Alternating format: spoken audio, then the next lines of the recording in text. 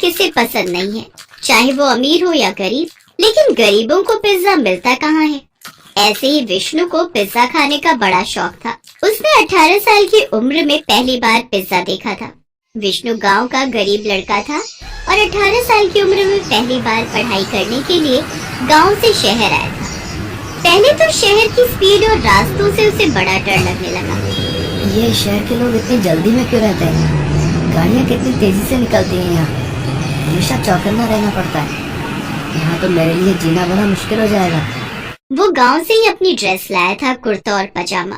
कुर्ता पजामा पहनकर ही वो पहले दिन कॉलेज चला गया और देखा कॉलेज के बाकी लड़के और लड़कियां जीन्स और छोटे छोटे मॉडर्न कपड़े पहन कर आए हैं। यहाँ तो सब कुछ बड़ा मॉडर्न है। यहाँ मुझे देखकर सब लोग हंस कैसे रहे हैं? सच में विष्णु को देखकर सभी हंस रहे थे। अरे देख देख, उस लड़के को देख, कैसे कुर्ता पजामा पहनकर कॉलेज आया है। गांव से आया है पक्का, गवारे गवार। विष्णु चुपचाप क्लासरूम में घुस गया और एक लड़के के पास जाकर बैठ गया। हेलो, मेरा नाम अभिनव है। मेरा नाम विष्णु है। मैं गांव से आया हूँ। हाँ, तुम्हें देखकर पता चल रहा है। क्लास शुरू हो गई। पढ़ाई खत्म होने के बाद सबको भूख लग गई। एक लड़की अभिनव के पास आई और बोली, चल अभिनव, खाना खाते हैं। हाँ चल। विष्णु, तू भी चल हमारे साथ। हाँ चलो चलो, मुझे भी भूख लगी है। दाल चावल खाते हैं। ये सुनकर पायल जोर से हंस पड़ी। कॉलेज में दाल चावल कौन खाता है गवार? पायल, ऐसे मत बोलो। बेचारा ऐसे ही घबराया हुआ है। तो फिर कैसे बोलूं? कुर्ते पजामे में गवार लग रहा है ये हमारे साथ जाएगा तो मैं नहीं जाने वाली हूँ खाने। पायल, ऐसे किसी का मजाक उड़ाना अच्छी बात नहीं है। तू ज्यादा ज्ञान मत दे। तुझे शौक है तो तू इसके साथ खाने के लिए जा, मैं किसी और के साथ चली जाऊंगी। चाहने वालों की कमी नहीं है। तेवर दिखाकर पायल चली गई। अभिनव ने विष्णु से कहा, विष्णु, तुम बुरा मत मानना। शहर के लोग ऐसे ही होते हैं। नहीं नहीं, हम गांव से हैं। सुनना तो पड़ेगा ही। चलो खाना खाते हैं। चल, आज मैं तुझे एक अच्छी चीज खिलाऊंगा। अभिनव विष्णु को पिज्जा शॉप में ले गया। विष्णु ने कहा, अब जो भी खिलाना है खिलाओ, लेकिन अंडा, मछली और मांस मत खिला देना भैया। हम शुद्ध शाकाहारी हैं। चिंता मत कर भाई, यहाँ वेज भी मिलता है। भैया, 2 पनीर पिज्जा देना। दुकानदार ने 2 पनीर पिज्जा दिया। विष्णु ने ऐसी चीज कभी देखी ही नहीं थी। अरे बाप रे, इतनी बड़ी गोल रोटी। हाँ मेरे भाई, इसे पिज्जा कहते हैं। पिज्जा? लेकिन हुआ तो वही ना, आटे की रोटी के ऊपर पनीर की सब्जी। हाँ, बात तो सच है। जो भी है खाकर देख कैसा लगता है। विष्णु ने पहला बाइट लिया और ऐसा लगा कि वो स्वर्ग में पहुंच गया। अरे वाह भैया, ये पिज्जा तो बड़ा ही स्वादिष्ट है। मैंने पहले ये कभी नहीं खाया। खाएगा कैसे, गांव में ये सब मिलता क्या है। बात तो सही है मेरे भाई, शहर में ही मिलता है ये सब, इसीलिए तो लोग शहर को इतना पसंद करते हैं। गांव भी बुरा नहीं है।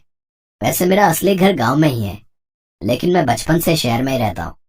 पायल मेरी बेस्ट फ्रेंड है और इस कॉलेज की सबसे सुंदर लड़की भी है, इसीलिए उसे इतना घमंड है। जो भी हो, मैं तो अब से हर रोज पिज्जा ही खाने वाला हूँ। विष्णु को पिज्जा बहुत अच्छा लगा। वो और अभिनव बहुत अच्छे दोस्त बन गए। उसके बाद हर रोज कॉलेज के बाद वो दोनों पिज्जा खाने लगे।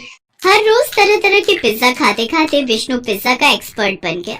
एक दिन कॉलेज के बाद अभिनव ने कहा, विष्णु, चल पिज्जा खा के आते हैं। हाँ तो चल मेरे हॉस्टल में, मैं बना कर खिलाता हूँ। तूने बनाना भी सीख लिया? हाँ मेरे भाई, सब कुछ सीख लिया। समय के साथ साथ विष्णु शहरी तौर तरीके भी सीख रहा था। शहर के लोगों के जैसे बात भी करने लगा था। वो अभिनव को लेकर अपने हॉस्टल रूम में गया और आटा गूंथकर उसने पहले पिज्जा का बेस बनाया। उसके बाद उसके ऊपर टमाटर का पेस्ट लगाया। उसके ऊपर मशरूम, पनीर, कांदा और शिमला मिर्च डालकर कढ़ाई में ही बेक करने के लिए छोड़ दिया। 1 घंटे बाद पिज्जा बनकर तैयार हो गया। अभिनव ने विष्णु का बनाया हुआ पिज्जा खाया और वो हैरान रह गया। वाह मेरे भाई, तूने तो कमाल कर दिया। दुकान से भी अच्छा पिज्जा बनाया तूने। बचपन से ही माँ से खाना बनाना सीखा हूँ। कुछ तो काम आ रहा है अभी। भाई मेरे पास एक आइडिया है।